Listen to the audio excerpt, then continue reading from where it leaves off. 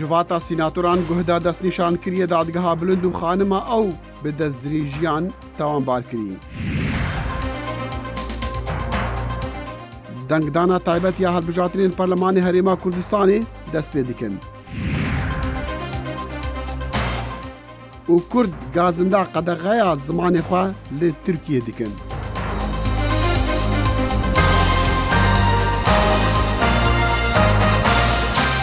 سلااف و ڕێز هیڤین دەمە خۆش دەگەڵ کورد کۆنەکشن ji دەنگی ئەمریکا لە واشنگتن. لامینیشەوە سڵاوم کاتتان باش. ڕۆژی پێنجشەمە پرۆفیسۆر کریستین بلازی فۆرد کە بربژێری سەرۆک ترامپی بۆ دادگای باڵا برێت کاڤنای بە دەستدرێژی سێکسی تاوانبار کردووە لە بەردەم کۆمیتەی دادوەری کۆنگرێس گەواهیدا و کەڤەناژ نکۆڵی لە هەموو تاوانەکان کردووە. دگەل یەکلانەبوونا پۆستێ دادگەها بلند پرۆفیسۆرا زانینگەها پالۆ ئالتو کریستین بلاسی فۆرد شاهدیەکە پڕ هەستیار لە بەردەم کۆمیتە دادوەریە کۆنگرێسیدا. Ez îro li vêrê me ne ji ber ku ez dixwazim li vêrê bim. Ez hes bi tirseka mezin dikim.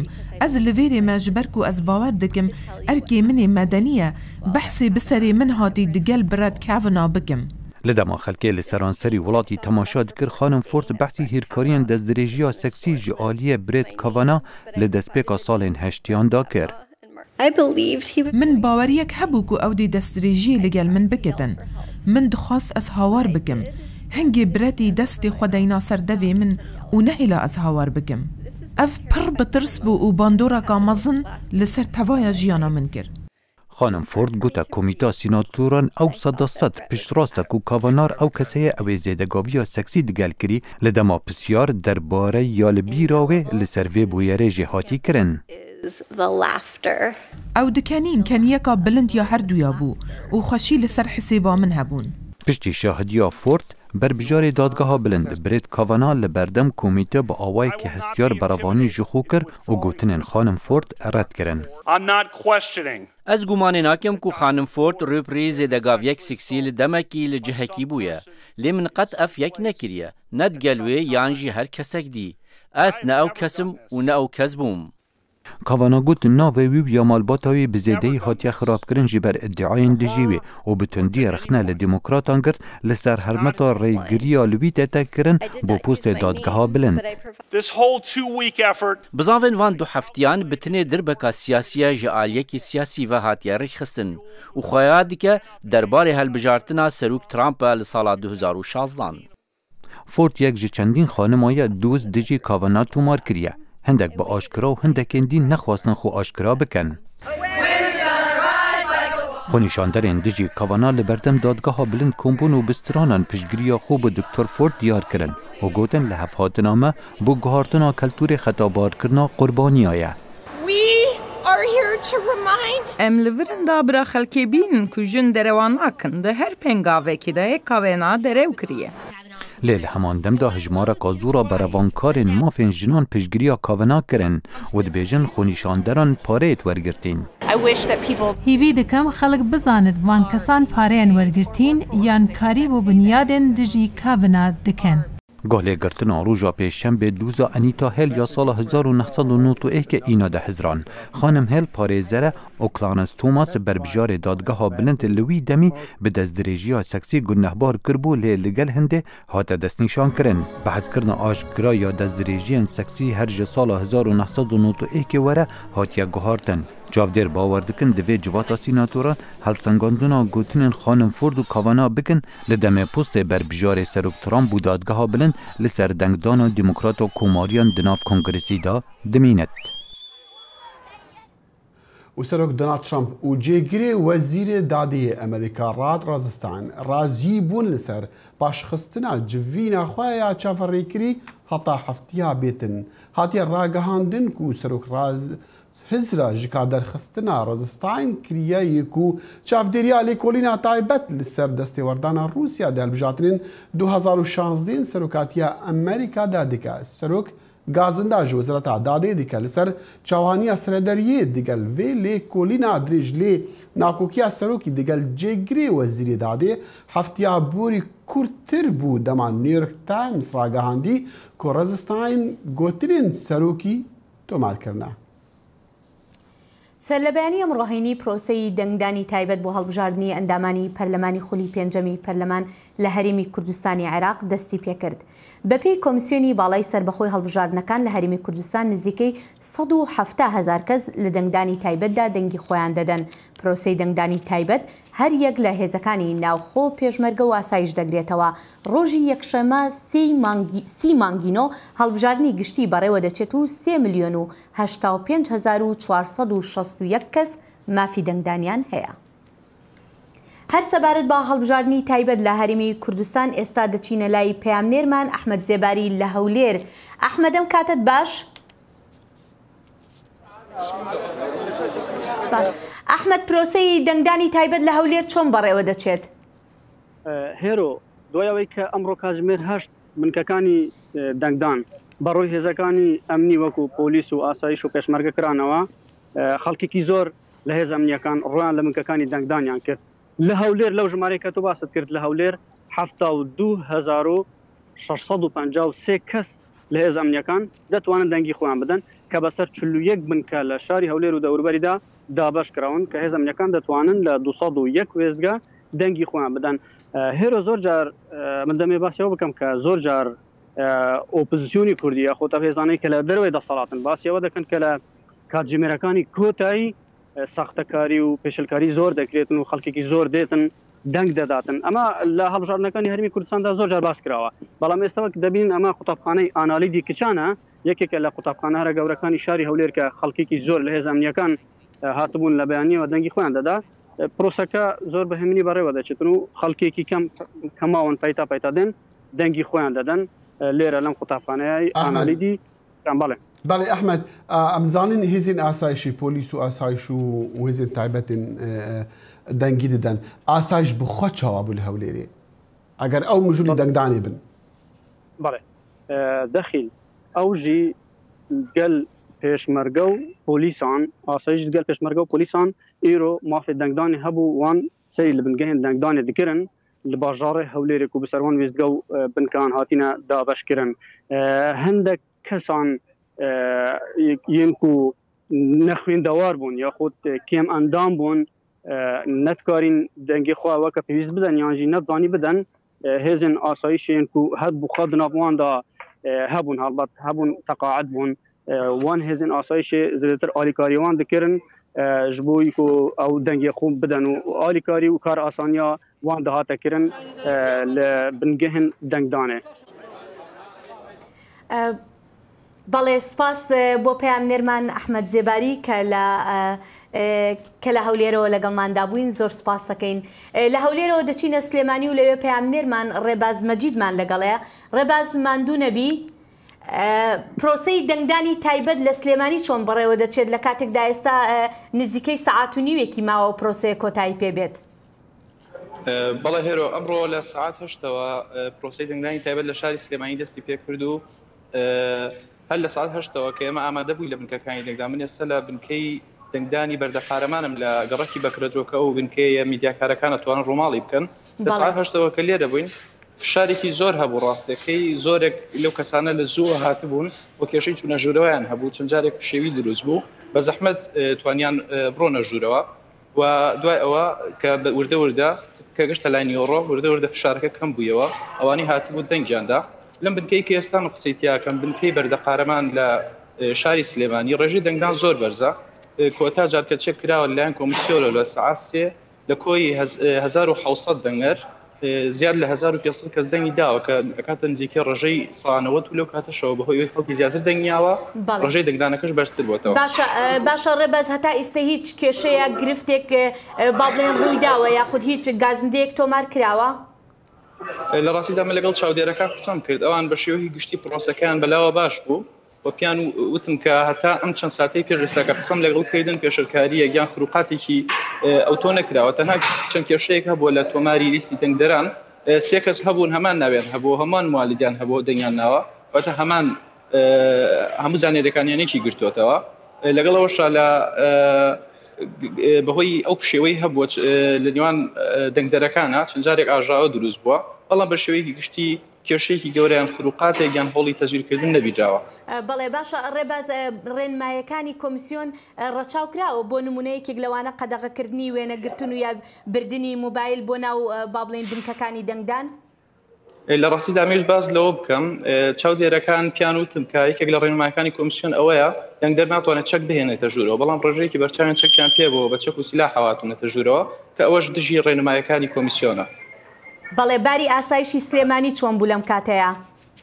لە ڕاستیا باری ئاسایش بە شێوەیەکی بەرچاو باش بوو لە دەوروبەری بنکەکان ڕێگەکانی هاتچۆ لە هەندیشە دەستکاری کرابوون ئەوش بۆ گرتەبەری ڕەوشێنی ئەمنی ڕێگاکان گۆڕابوون و ڕێگە نەئەدرا هەموو کەسێک بتوانێت نزیکی بنکەکانی دەنگدان بێتەوە ئەوش لە پێناو ئارامی و ئاسایشی هاوڵاتیان و هەمان شێوە لە شوێنە جێجەکانی شاری سلێمانی هێزەکانی ئاسایش و پۆلیس بڵاوە پێکراون بۆ ئەوەی بتوانن ڕێوشون و پرۆسەی دەنگدانەکە بە شێوەیەکی باش بەڕێوە بچێت. بەڵێ پامنێرمان ڕێباز مەجید لە سلێمانیەوە سپاس دەکەین. سپاس وایەوە. راپۆرتێکە ئامادە هەیە ژە ئەفرینی و پەنابەرین ئەفرینی کە چاوا دژی. بەڵێ وەکو دەزانین لە پاش هێرشەکانی تورکیا بۆ سەر ئەفرین ئێستا 8 گوندی با بڵێن سەر بە ناوچەی ئەفرین ماوەکە لەژێر کۆنتترۆلی هێزە کوردیەکانن و زۆربەی پەنابەرەکانی ژێستا ڕویان کردوتە ئەو ناوچەیەوە لەوێەوە پامنێرمان ئەم راپۆرتەی بۆ نردوین. هەرێما ئەفرینێ 365 گوندن جوان تەنێ 8 گوندên çiyayê lêlûn li devera şêrawa nedibin destedانîna Tirkiye û komên tundrêdane. Li gundên Zaretê, Xiribkê, Aqîbê, Bênê, Başemrê, Mazin, Kelûtê û Birçqasê gelek malbatên Efrînê yên neçarî kûçberkirinê bibûn dimînin. Çîroka wan hemiyan yek e ji sedema derketina wan ji Efrînê de bigire ta xem û zehmetiyên penabertiyê ku ew tê de dijîn. و شش مانه ام جی کار درکتنه ام گشتن گنده زیرته نه کار نه کسبک ام شش عائله ده حوش کدانه ام زور و زحمتی دبینن ام عفرینی خود خوزن و ام پر جفاکی پر مکن اشاق مکن دبینن لوان گوندان جیانا شینی پنابر در روشکت انگاودایه که در فتن کارتوننه و آلیکاری مروواهی جی کیمن هر وها بنیزک بونا زوستانه را فکارن وان زیده دبن. لدبستانا گنده خربکه دایکا فریدا یا جو گنده نازا یه ناوچه شرایه روشا خوب مرا دبیجه.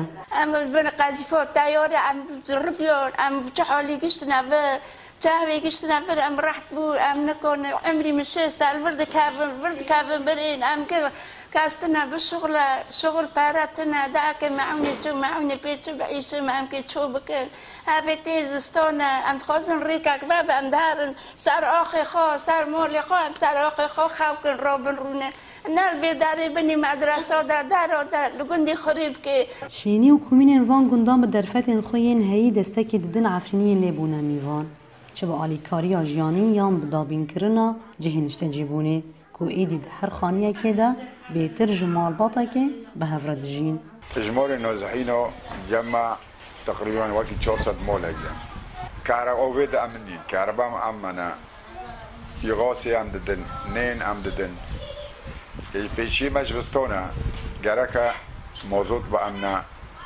صوبه بامنا دنيش بستونا شتاف وزحمتيه يعني گوندی زورات بخو گوندا کیچوچ کنه نه منزنجی جشش مهاندا جعفرین و حفت ناوچین وی بسد هزاران سیویل جبر ایشا ترکیه پنابر بون پنابران بر خدانچیای لیلون و لحش گوندین دور دسپیکی بجه بود بوتانا هاجی گلک مالباتی بینین نوروز رشو بین امریکا ناوچه شیراوا عفرین ئەمڕۆ هەینی سەرۆکی ئەڵمانیا فرانک والتن شتاینمایر پێشوازی لە سەرۆکی تورکیا ڕەجەب تەیب ئەردۆغان کرد کۆشکی سەرۆکایەتی لە بەرلین دەست بە وتوێژ دەکات لەگەڵ ئەردۆغان بەو هیوایی ئەو سەردانەی بۆ وڵاتەکەی ببێتە مایی هێورکردنەوەی پەیوەندیەکانی نێوان هەردوو وڵات کە بەم دوایانە ئاڵۆز ببوون. شتاینمایر ڕایگەیاند ئەم سەردانە سێڕۆژی ئەردۆغان بۆ ئەڵمانیا مانای ئاسایی بوونەوەی پەیوەندیەکان نییە. ئێمە جارێ زۆرمان ماوە بۆ ئەوە بەڵام دەشێت دەست پێ بکات. ئەو دوو وڵاتە گرنگی استراتیژیان بۆ یەکتر هەیە لە کاتێکدا تورکیا هەوڵ دەدات ئەڵمانیا و یەکێتی ئەوروپا یارمەتی بدەن بۆ هاتنەوە سەرخۆی ئابووری و یەکێتی ئەوروپاش تورکیای دەوێت بۆ کەمکردنەوەی ڕێژەی پەنابەران بۆ ئەوروپا.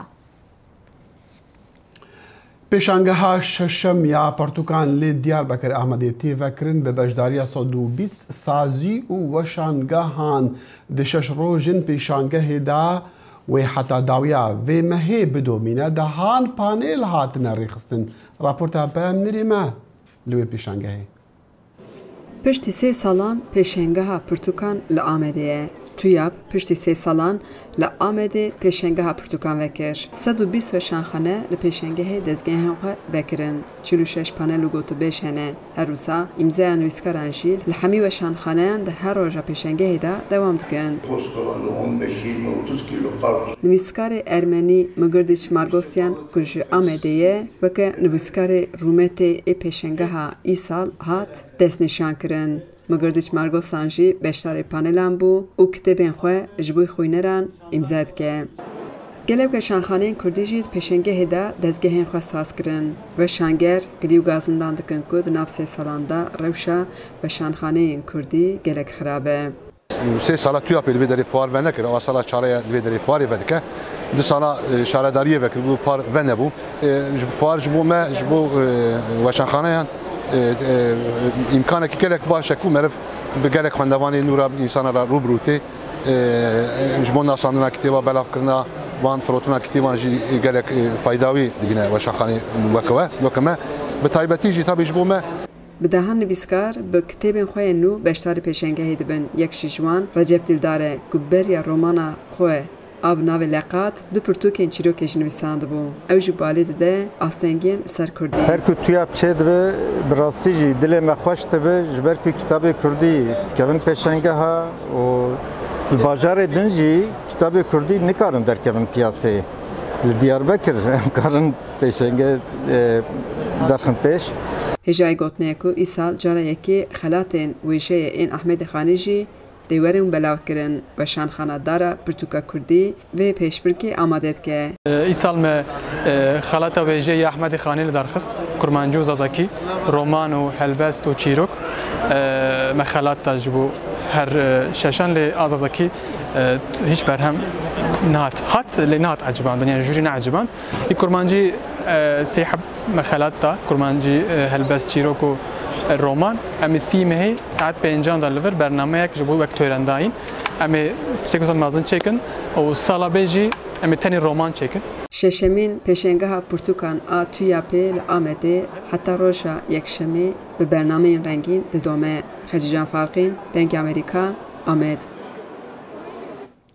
Li demê ku rêberên cîhanê bêhna xwe vedkêşin piştî heftiyeka pirî rexna û êrîşan li ser hev di civîna giştiya netewên êgirtî de Çîn bi tundî haşa li xetabarkirina ji cem serokê Amerîkî Donald Trump dike ku Beijing hewl dide mayê xwe bêxa hilbijartinên demênîvî yê Kongresê Amerîkî li meha mijdarê hevdem. Girjiya diplomatîk di nêvbera Amerîka welatên diyên peymana navokî bi Îranê ramor kirî kûrtir dibe ku Amerîka amadekariyan dike cezayên nûh li dijî Tehranê deyne. Xetayê Serok Trump xistin stoyê Çînê ji gelek endamên netewên êgirtî re nişke şayî bû.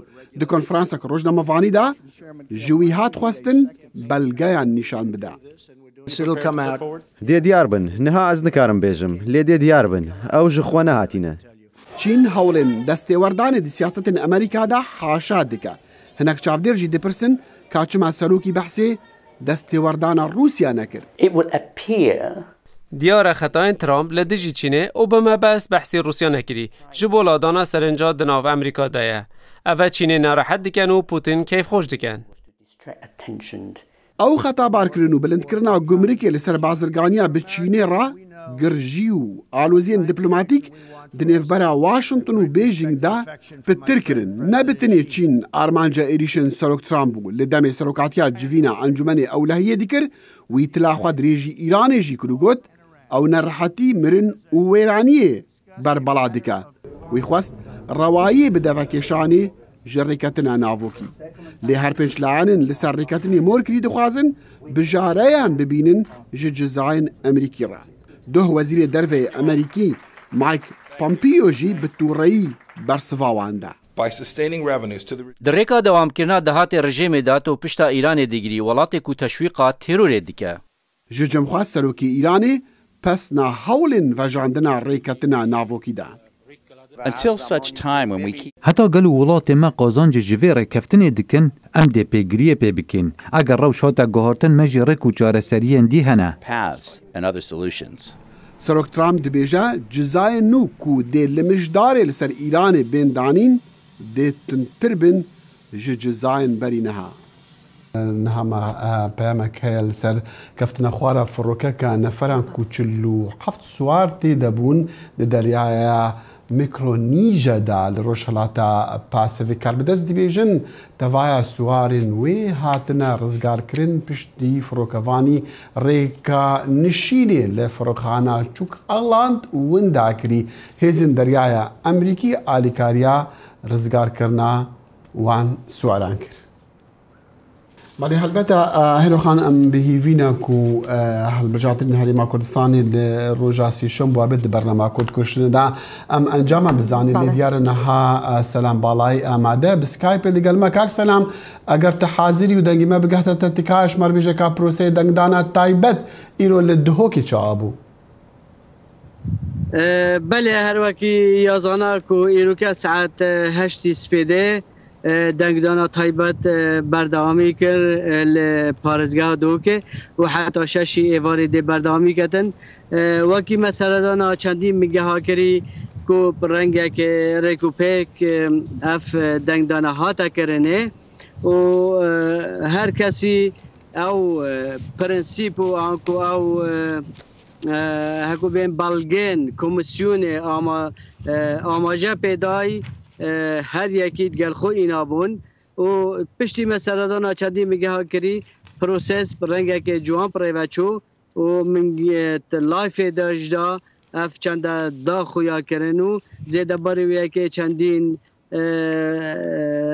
بنگه هندی من آگهداریا من پیوندی که تلفن داد گل کمیسیونا بالا یا سر بخویا هلبجارتنو راپرسیه لی دهوکه پیوندی کرد گوتی حتی نوکه چه سکالا لایان سیاسی بو من نهاتینه حتی دمجمر چار ایواری بله بجداری چاوا بو چند کسان مافی دنگدانی هبو وی دنگدانا تایبت دال دهوکه و روشا اولهیه چاوا بو روشا ایمنیه بله پارێزگەها دۆکە دە 33,000 کەس و 453 کەسە ماف هەبوو بەشداریە یا هەلبژارتنێ تایبەت بکەتن و دیف داخویانیان ئاگەهیە ئانکۆ یا پاراستنا ئێمناهەیە حتا نەها چه پرۆبلێم و چ تشت پەیدا نەبوونە هەر تشت ڕەنگێکێ سروشتی حتی نهار باز بویا پارێزگەها دهوکێ. سلام کمیسیۆنا باڵایە هەڵبژارتنە بڕیار دایە و کەس ئەنجامان ڕانەگەهینتن و ئەو ئەنجامان ڕاناگەهینەها لێ دیارە جاربجار پارتین سیاسی لایەنین بەشدار هەندە ئەنجامی نەفەرمی دیار دەکەن. یعنی پارتین سیاسی دەبێژن کانێ وان چەند دەنگ برنە چەند ڕێژە گەشتێک چ لایەنی؟ بله هر وکی خویا کل پارێزگەها دو که پارتی سلطه هر یکمه و دستالاتا یکمه هندک داخیانی تیندان لی حتا نها کمیسیونا بالای سربخوی هلبجارتنا و راپرسین الهرما کردستان اوفیس دو که چه تشتین فرمی نرگهاندینه چونکه بیجن حتی نها چه تشته فرمی بومنه هاتیه و هر تشته جلایان سیاسی بیتا بلاف کرنه او نراستینه حتی ام داوی راگهاندن خدا داوی خدا ندین او ناهنه قبول کرن. سلام بالای پیامری دنگی امریکا جدهو که دیگل مبوس عبارت هر بجاتین تایبت ین پارلمانی هریما کردستانی کویل روجا سیهی مهه بگشتی دست پی بکن. سپاس. نێوەندی وڵایی ئەوروپا لە خۆ ئامادەکردندا بۆ گەشتێکی مێژوویی وەک ئاماژەی پێکردووە هەوڵی سەرەکی لەم گەشتەدا نزیکبوونەوەیە لە خۆر بۆ ئەم مەبەستەش کەشتێکی واڵایی تایبەتی دروست کردووە مەبەستیش لەم گەشتە توێژینەوەیەکی زیاترە لەسەر ئەو هەسارە ئاگرینە. ئەنایان لە ئاژانسی واڵایی ئاسمانی ئەوروپی سەتەلایتێکی پەیوەندیدار بە خۆر ئامادە دەکەن و دەینێرن بۆ توێژینەوە لە وردەکاریە بێوێنەکانی خۆر. مە گەشت دەکەین بۆ نزیکبوونەوە لە خۆر کە پێشتر هەرگیز بەو نزیکبوونەوەیە نەبووە و چەند وێنەیەک دەگرین و لەگەڵ گەلێک داتای سەنجڕاکێشی خودی خۆر هەروەها ڕەشەبای خۆر کە لە خۆرەوە هەڵدەکات. گەشتەکە 3 ساڵ دەخایەنێت بە کەشتی ئاسمانی بۆ گەڕان بەنێو 43 میلیۆن کیلۆمەتری خۆردا. ئەو شوێنەی ڕووناکی بەردەکەوێت 13 جار زیاتر بەهێزترە بە بەراورد لەگەڵ گەیشتنی بەسەر زەوی.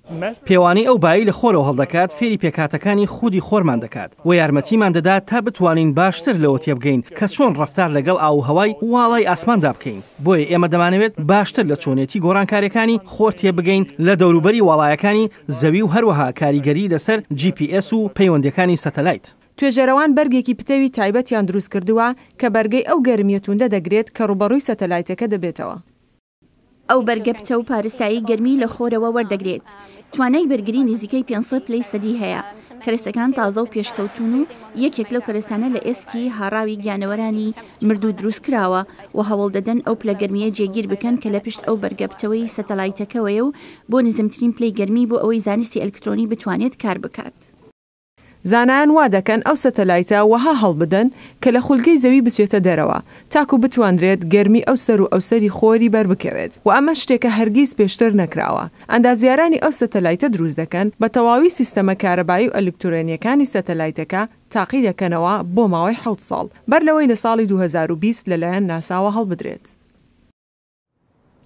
لێرەشدا دێنە کۆتایی بەرنامەی ئەمڕۆمان تا کاتێکی تر هەر شاد و بەختەوەربن. خدا حافظ.